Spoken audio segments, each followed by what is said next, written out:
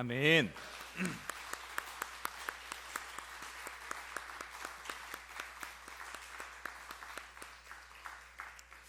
은혜로운 찬양 감사드립니다. 주일 예배 나오신 모든 분들 가운데 하나님의 은혜와 평강이 함께 하시기를 주님의 이름으로 축복합니다. 요즘에 비가 너무 많이 옵니다. 그래서 많이들 오실 수 있을까 걱정이 되었는데 그래도 먼 곳에서 오신 분들도 계시고 너무 감사합니다. 자, 옆에 분들하고 인사하겠습니다. 잘 오셨습니다.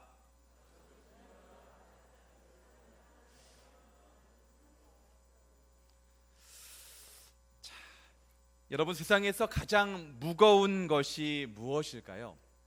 어떤 분은 눈꺼풀이라고 말하면서 벌써부터 졸기 시작하시는 그런 분이 계실지 모르겠습니다. 근데 이거보다 더 무거운 것이 있습니다.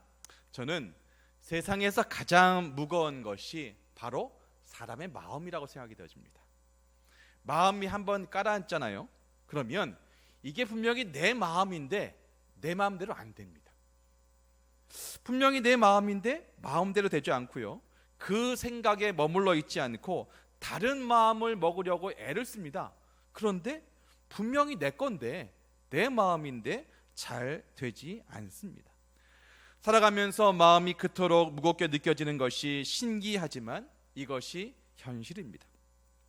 이렇게 마음이 가라앉아서 움직이지 않는 상태를 우리가 의학적으로는 우울증이라고 합니다. 이때의 마음은요, 숲의 나무가 울창하게 우거진 것처럼 슬픈 마음이 마음속에 우거져 있습니다. 좀처럼 틈을 보이지 않습니다. 그리고 영적으로도요, 우리가 살아가는 의미를 알지 못하고 모든 관계가 단절이 됩니다. 이러한 마음의 우울 상태를 다른 말로는 영적 침체라고 부르기도 합니다. 그렇다면 이런 영적 침체에 빠진 사람들은 어떤 사람일까요? 믿음이 약한 사람? 기도하지 않는 사람? 교회에 잘 나오지 않는 사람? 그렇지 않습니다. 신앙생활을 잘하는 사람들 가운데도요, 이런 영적 침체를 맞는 사람들이 많이 있습니다. 자, 성경에서 예를 볼까요? 모세가 그랬습니다. 민수기 11장 11절입니다. 모세가 여호와께 여짜오되 어찌하여 주께서 종을 괴롭게 하시나이까? 어찌하여 내게 주의 목전에서 은혜를 입게 아니하시고 이 모든 백성을 내게 맡기사 내가 그 짐을 지게 하시나이까?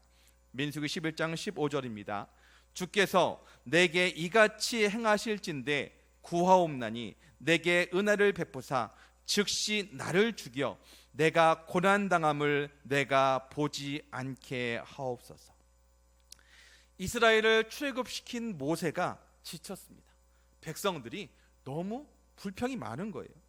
배고프다고 해서 하나님께 기도했습니다. 만나를 주셨습니다. 그랬더니 이제는 고기를 달라고 하는 것입니다. 이게 무슨 어린아이 같은 발상입니까? 그리고 이런 불평의 소리가 모세에게 들릴 때 그때 모세의 반응이 이것이었습니다. 믿음의 선조였던 모세가 이렇게 얘기합니다. 즉시 나를 죽여서 내가 고난당함을 내가 보지 않게 하옵소서. 나를 죽여달라고 하는 것입니다. 자, 예레미야를 볼까요? 예레미야는 하나님께서 자신의 입에 넣어준 말씀을 성실하게 전했습니다. 근데 그 말씀이라고 하는 것이 파멸과 멸망이었습니다. 그러나 예레미야 입에서 나오는 예언이 즉시 성취되지 않았고 그것 때문에 백성들로부터 온갖 치욕과 모욕을 받을 수밖에 없었습니다. 결국 자신의 말씀 선포 사역을 중단하기로 결단합니다. 예레미야 20장 9절입니다. 내가 다시는 여호와를 선포하지 아니하며 그의 이름으로 말하지 아니하리라 하면 나의 마음이 불붙는 것 같아서 골수에 사무치니 답답하여 견딜 수 없나이다. 그러나 이 또한 허락되지 않았습니다. 사역을 중단하면 더 큰 고통에 직면하게 되었습니다. 그 고통이 심해져서 차라리 어머니의 뱃속에서 죽었으면 더 좋았을 것이라 하며 절규합니다. 예레미야 20장 17절입니다. 이는 그가 나를 태에서 죽이지 아니하셨으며 나의 어머니를 내 무덤이 되지 않게 하셨으며 그의 배가 부른 채로 항상 잊지 않게 하신 까닭이로다. 아멘. 이 모습만 보면요, 어떻게 이 위대한 선지자였고 예언자였던 그런 사람이 이런 말을 할 수 있을까라는 생각이 듭니다. 사랑하는 성도 여러분, 이렇게 믿음의 거장들한테도 영적인 침체가 있었다면 하물며 저와 여러분일까 보냐. 우리는 얼마든지 영적 침체에 빠질 수 있습니다. 저도 그럴 때가 있습니다.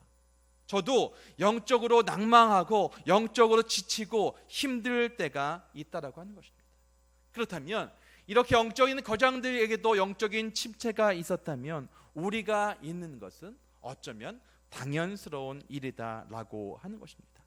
어떨 때는 그 마음이 너무 힘들어서 정말 하나님이 계시기는 한 걸까라고 하면서 정말 말도 안 되는 의심과 절망의 구덩이에 빠지기도 합니다. 오늘 본문에 나온 엘리야처럼 말입니다. 오늘 본문을 보기 위해서는 그 앞에 어떤 상황이 있었는지를 우리가 보아야 합니다. 어떤 상황이었습니까? 여러분은 엘리야 하면 제일 먼저 무엇이 떠오르십니까? 엘리야 하면 갈멜산에서 바알과 아세라 선지자 850명과 대결하였던 것이 생각이 날 것입니다. 근데 여러분이 아시는 것처럼 850명과 한 명이 대결했는데 하나님께서 엘리야에게 응답하셔서 불로써 응답하셨습니다. 그리고 기도했더니 3년 반 동안 비가 내리지 않았는데 기도하고 나니까 비가 온 것입니다. 바로 앞에 이런 일들이 있었습니다. 말도 못할 승리였고 말도 못할 충만한 상태였습니다. 그런데 그런 엘리야에게 영적인 침체가 찾아옵니다. 엘리야에게 영적 침체가 찾아온 원인은 무엇입니까? 그 원인을 통해서 그리고 그 해결하시는 하나님의 방법을 통해서 혹시 이 자리에 계신 분 가운데 영적 침체에 빠지신 분이 계시다면 회복하시는 계기가 되시기를 주님의 이름으로 축복합니다. 엘리야가 영적 침체에 빠지게 된 첫 번째 이유는 상황을 중심적으로 판단했기 때문입니다. 3절을 보니까 엘리야가 이 형편을 보고라고 하는 말씀이 나옵니다. 자기가 기대했던 현상이 일어나지 않는 것입니다. 엘리야는요 850명하고 대결해서 이겼어요. 그리고 기도했더니 3년 반 동안 오지 않던 비가 내리기 시작했어요. 그러니까 이 정도 됐으면 백성들이 쿠데타를 일으켜서 왕을 바꾸든지 적어도 자기를 죽이려 했던 이세벨은 어떻게든지 죽어야 될 것 같은 그런 마음이 들었습니다. 그런데 이세벨도 아합도 도무지 변하지 않는 것입니다. 게다가 자기를 죽이겠다고 이세벨이 위협하는 것입니다. 지금까지 엘리야는요 현실을 인정하는 사람이 아니었습니다. 아이가 죽어 있으면 그 죽어 있는 상황을 본 것이 아니라 그 아이를 살리실 하나님을 보신 것입니다. 현실을 본 것이 아니라 현실 뒤에 있는 현실보다 더 크신 하나님을 봤던 것입니다. 그랬던 엘리야가 지금은 그것을 보지 않고 있습니다.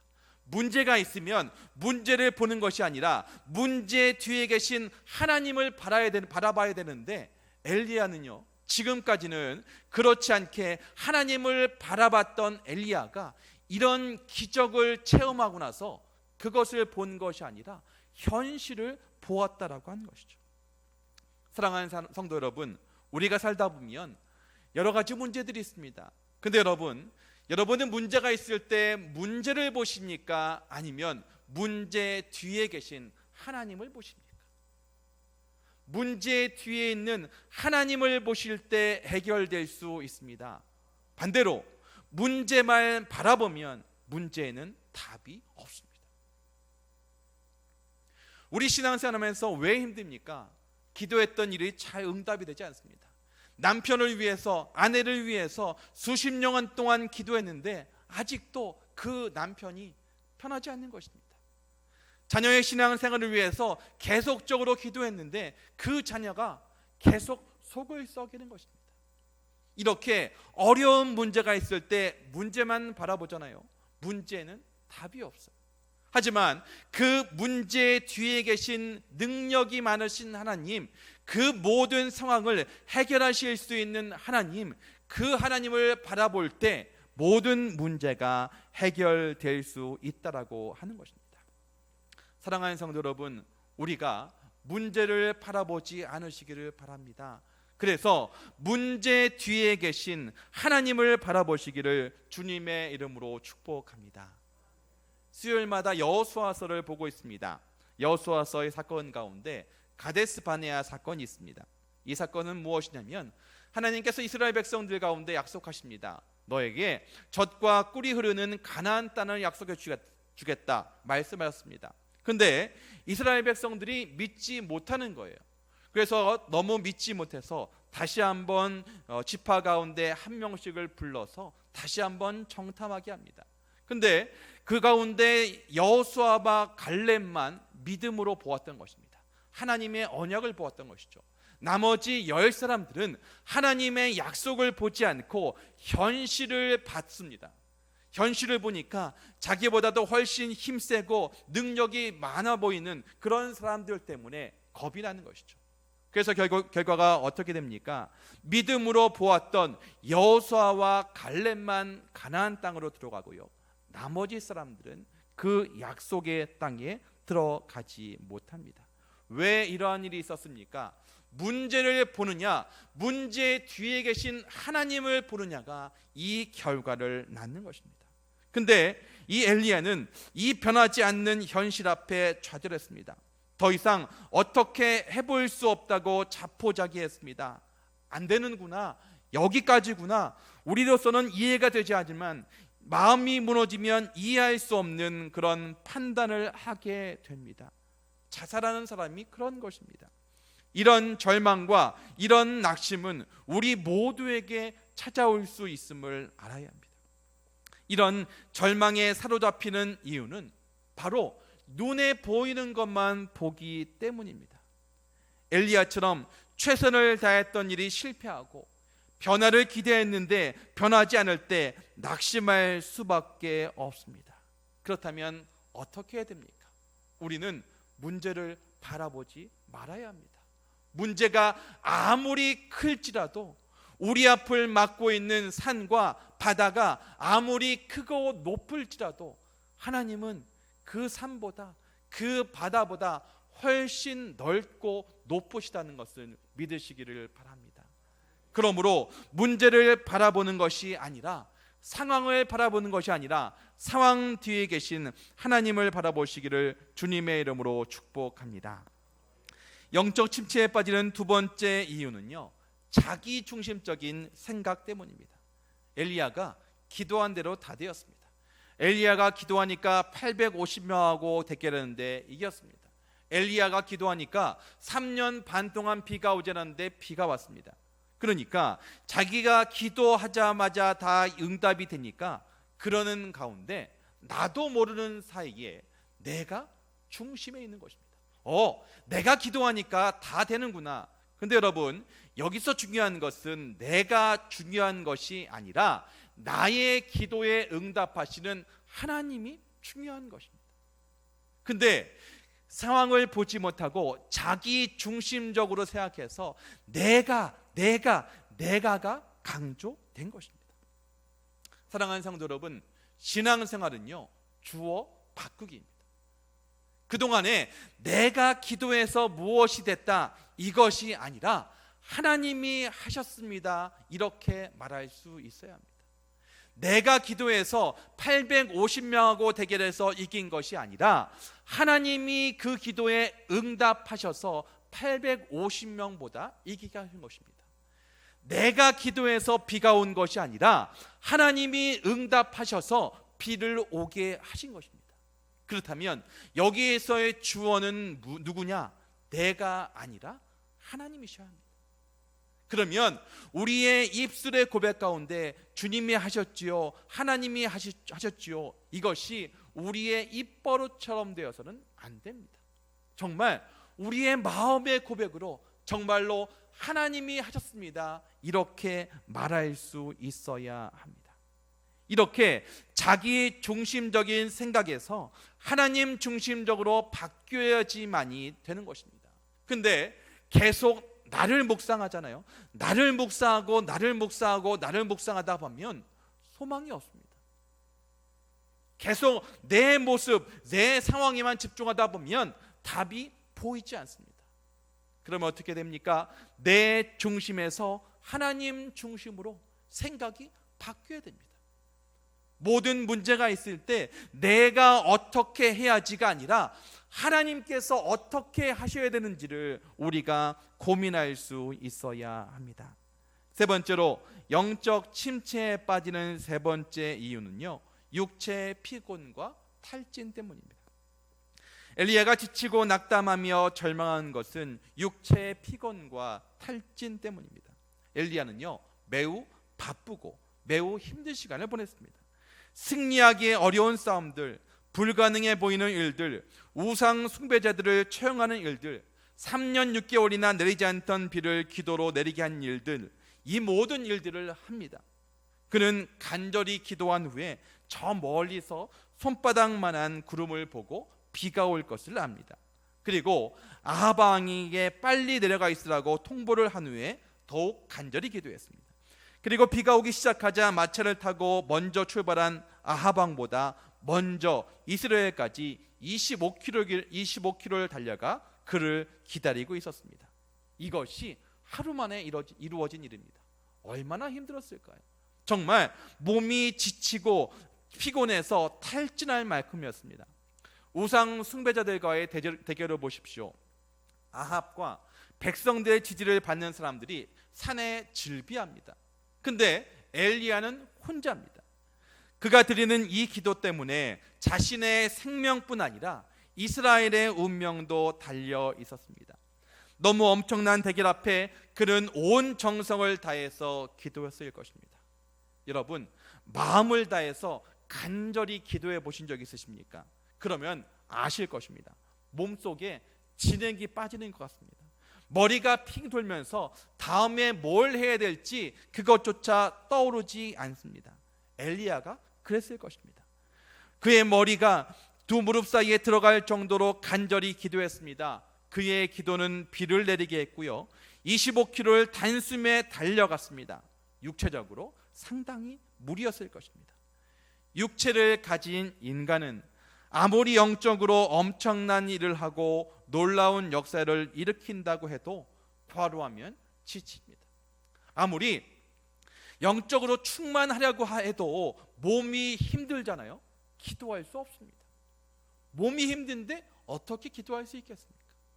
먹어야 먹은 힘을 가지고 또 힘을 내서 기도할 수 있는 것이지, 물론 금식 기도가 있긴 하지만, 특별한 경우에 그런 기도가 있긴 하지만, 힘이 있어야 기도도, 힘이 있어야 교회도 나올 수 있는 것입니다.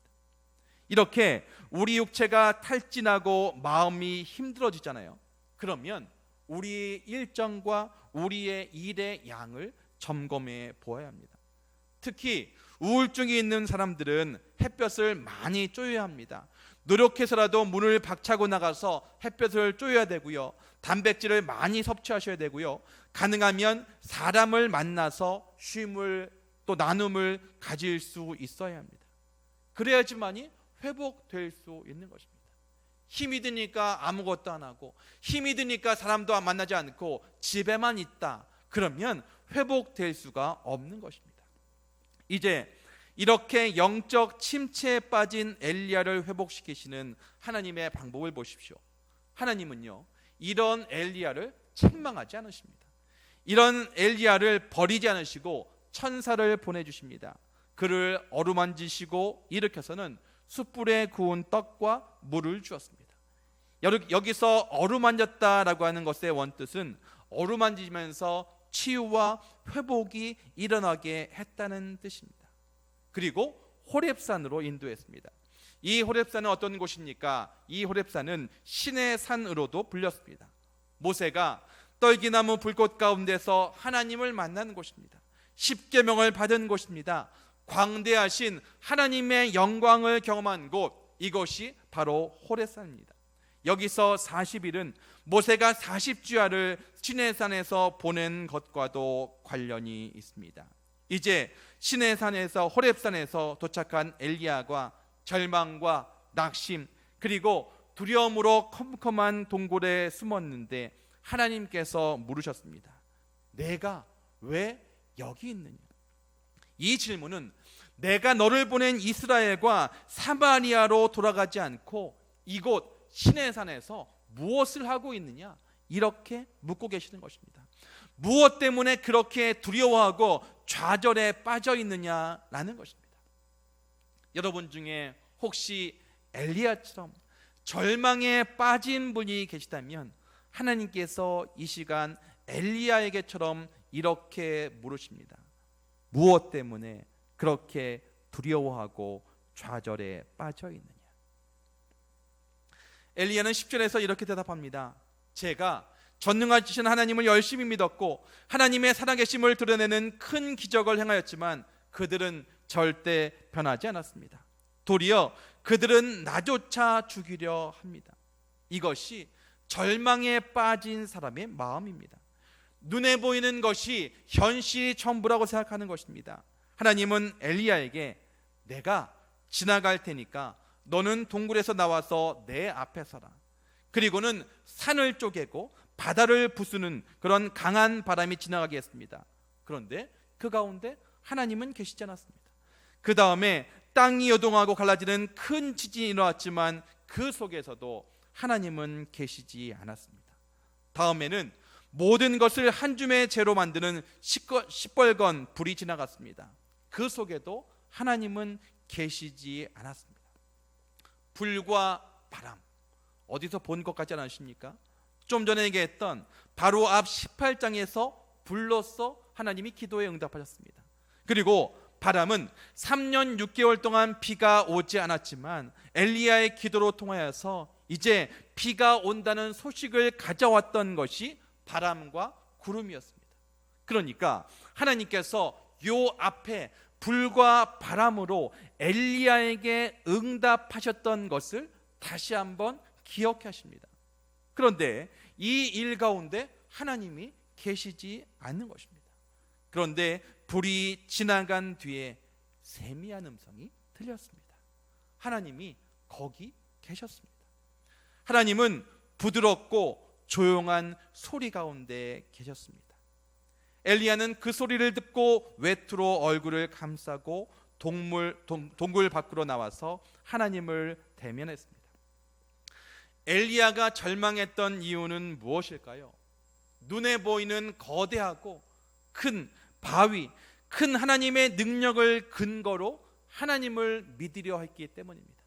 하나님은 불같이 임하시는, 바람같이 임하시는 하나님으로만 믿으려 했기 때문입니다. 엘리야는 그런 능력을 행하는 선제였습니다. 그러나 그것 때문에 엘리야가 좌절하기도 한 것입니다. 하나님은 능력이 나타나고 나타나지 않고에 상관없이 언제나 함께 하십니다. 하나님은 바람과 같이 불과 같이만 임하시는 것이 아니라 세미한 음성 가운데도 임하십니다. 우리가 생각하는 하나님, 우리가 임하시는 성령님 하면 기도하는 가운데 불같이 임하시는 성령님만 떠올리십니까? 아닙니다. 우리 성령님은 그런 방법으로만 임하시는 것이 아니라 우리가 힘들고 낙심 가운데 있을 때 정말 하나님이 계시기는 한 걸까? 하나님이 나의 기도에는 응답하실까? 라고 묻고 있는 우리의 마음 가운데 세미한 음성으로도 응답하신다라고 하는 것입니다. 하나님께서 여전히 함께 하신다는 것이 믿어지지 않는 분에게 묻겠습니다. 마음에 하나님의 세미한 소리가 들리지 않으십니까? 하나님은 어떨 때는 불처럼 바람처럼 임하십니다. 하지만 하나님은 어떨 때는 세미한 음성 가운데도 임하신다고 하는 것입니다. 사랑하는 성도 여러분, 눈에 보이지 않는다고 하나님이 안 계신 것이 아닙니다. 불과 바람 가운데만 하나님이 계시는 것이 아니라 세미한 음성 중에도 계십니다. 하나님은 이걸 가르쳐 주고 싶으셔서 이렇게 교육하신 것입니다.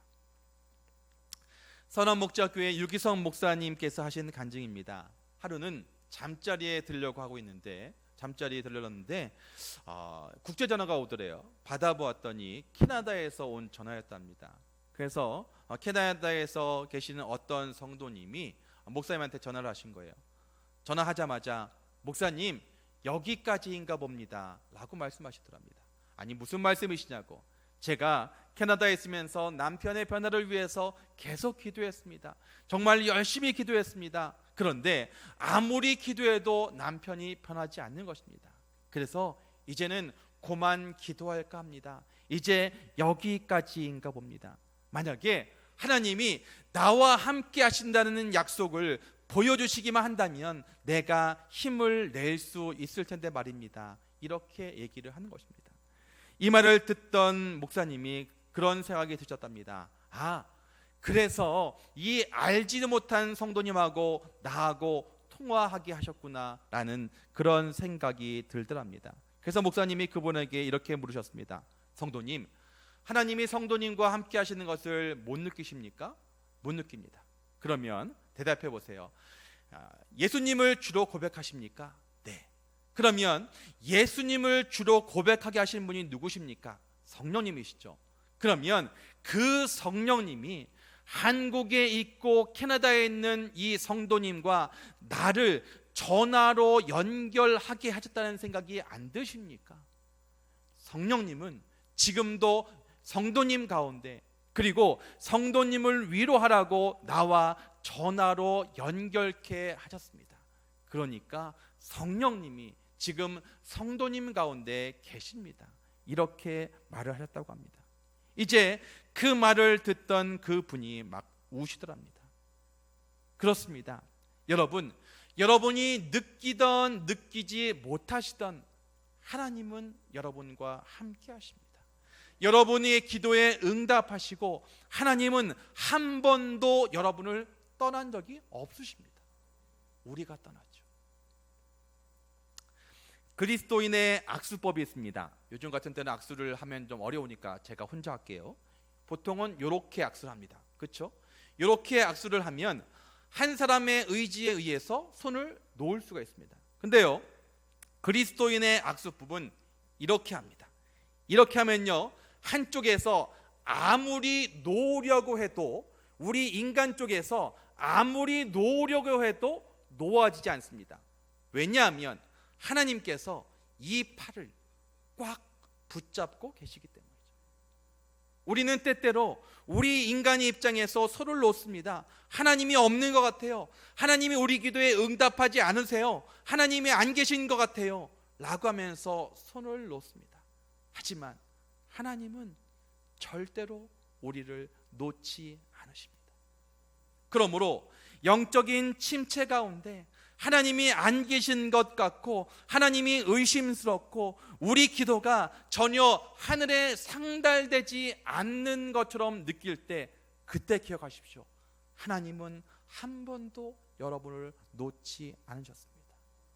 이 믿음이 여러분들을 회복하시기를 주님의 이름으로 축복합니다. 이제 먹을 것을 통해서 기력을 회복하신 하나님이 엘리야에게 하시는 방법이 무엇입니까? 깨닫게 하십니다. 엘리야는 얘기합니다. 하나님, 저밖에 없습니다. 하나님을 위해서 싸울 수 있는 사람 저밖에 없는 거 아닙니까? 이렇게 얘기할 때 뭐라고 얘기하십니까? 봐라, 이스라엘 가운데 7,000명을 남겨놓았는데 너 혼자라고? 너 잘못 생각하고 있는 거야. 하나님의 일을 할 때 나 혼자 일한다고 생각하시는 분 계십니까? 그때 기억하십시오. 혼자가 아닙니다. 여러분을 위해서 기도하는, 여러분을 위해서 남겨놓은 7,000명이 분명히 있다라고 하는 것입니다. 그리고 그 다음 반응을 보십시오. 힘들어 죽겠는데, 더 이상 내가 죽겠다고 이 자리에 왔는데 내가 어찌하여 여기 있느냐 물으시더니 너는 내 길을 돌이켜 라고 말씀하십니다. 하나님께서 엘리야를 부르셨습니다. 콜링입니다.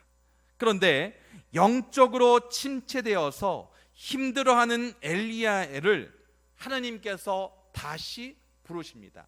리콜링입니다.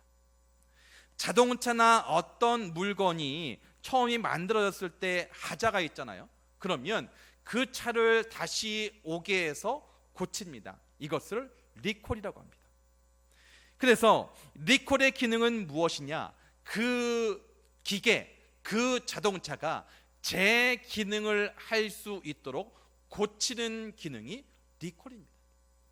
그렇다면 이제 삶 가운데 힘들고 죽고 싶어서 로덴나무 밑에 왔던 그런 엘리야에게 하나님께서 영적 침체에 빠졌던 엘리야를 다시 회복시키는 방법이 무엇이냐?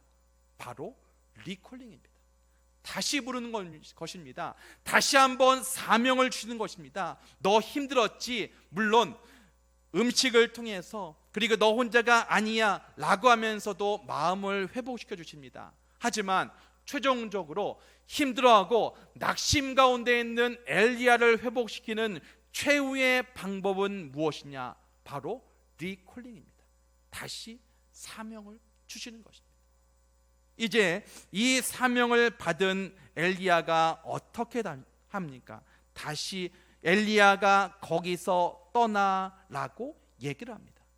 그래서 하사엘에게 기름을 부어 왕이 되게 하고 님시의 아들 예후에게 기름을 부어 이스라엘 왕이 되게 합니다. 그리고 엘리사에게 기름을 부어 후계자로 삼게 하라고 하는 것입니다. 이제 보십시오. 하나님께서 낭만 가운데 있고 영적으로 바닥을 치고 있는 엘리야를 향해서 엘리야를 다시 회복시키시는 방법은 다른 방법이 아니라 다시 한번 사명을 주시는 것입니다. 너 처음에 받았을 때, 처음에 사명 받았을 때 그 기분 알지? 그래, 다시 한번 그 마음으로 가라고 하는 것입니다. 여호와께로 돌아가라고 하는 것입니다. 다시 한번 열심을 내자고 하는 것이고, 다시 한번 하나님께로 돌아오라고 하는 것이고, 다시 한번 기도의 자리로 나아오라고 하는 것입니다. 하나님께서 영적 침체에 빠지는 사람을 회복시키는 방법입니다. 이제 우리 영동중앙교회도 다시 한번 일어서려고 합니다. 다음 주부터는 찬양대가 섭니다. 다음 주부터는 그룹 장님들이 모일 것입니다. 그래서 지금까지 비대면 사회 때문에 하지 못했던 것을 다시 한번 회복하려고 합니다. 사랑하는 성도 여러분, 몸이 지치셨습니까? 피로하십니까? 정말 아무리 뭔가를 하려고 해도 의지도 없으시고 정말 많이 힘드십니까? 그렇다면 다시 하나님의 자리로 나오십시오. 하나님의 자리로 나오시면 하나님께 다시 한번 사명을 통해서 다시 한번 힘을 주시고 회복시켜 주신다라고 하는 것입니다. 사랑하는 성도 여러분, 우리는 우리가 힘들 때, 우리가 어려울 때 하나님께서 어루만지시고 우리 좀 알아주셨으면 하는 그런 마음이 듭니다. 물론 그런 거에도 음식을 통해서 또 깨달음을 통해서 하나님께서 회복시켜 주십니다. 하지만 하나님께서 사명자인 엘리야로 하여금 다시 한번 영적 침체에서 회복시키시는 방법은 다시 한번 사명을 주시는 것입니다. 사명자의 자리로 다시 한번 돌아와서 이 일을 감당해라, 이렇게 말씀하고 계시는 것입니다. 사랑하는 성도 여러분, 혹시 교회 안에서 예배만 드리고 교제할 수 없음 때문에, 또 예배의 자리에 자주 나올 수 없음 때문에 마음이 힘든 분이 계십니까? 영적으로 침체 가운데 계신 분이 계십니까? 그렇다면 다시 한번 그 사명의 자리로 오십시오. 사명의 자리에 나올 때 하나님께서 우리 가운데 다시 한번 우리를 리콜링 하시는 하나님께서 우리에게 힘을 주시고 소송케 하시고 회복시키실 줄로 믿습니다. 그래서 우리가 하나님 앞에 다시 돌아옴으로, 여호와께 다시 한번 돌아옴으로 우리의 사명을 회복하고 다시 한번 주님을 향해서 나아가는 저와 여러분이 되시기를 주님의 이름으로 축복합니다. 기도하겠습니다. 하나님 아버지, 은혜를 감사합니다.